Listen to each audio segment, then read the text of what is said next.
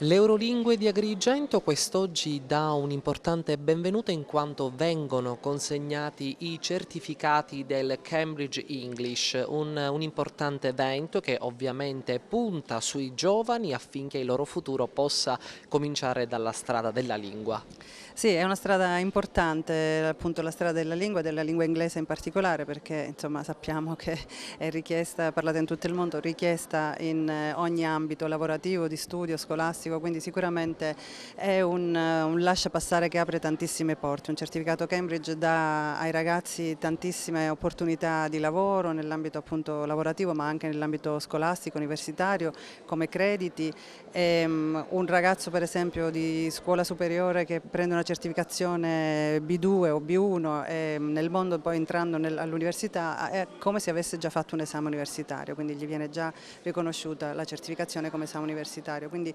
sono traguardi importanti che i ragazzi raggiungono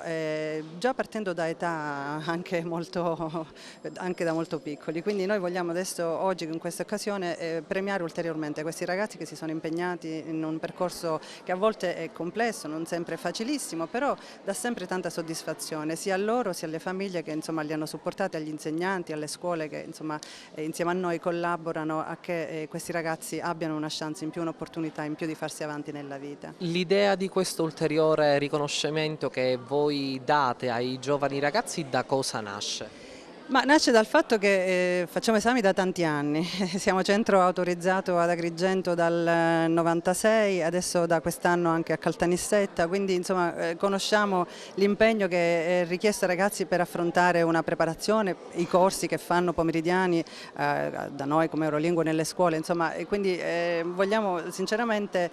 apprezzare e riconoscere questo loro impegno. Quindi già da qualche anno abbiamo deciso di dare ai ragazzi un'opportunità in più, offrendo delle borse di studio, quindi con l'opportunità di fare un ulteriore passo avanti, quindi una borsa di studio per prendere una certificazione di livello superiore. Quanto è importante oggi la lingua inglese e soprattutto imparare ad utilizzarla sin dalla giovane età? Guarda, credo che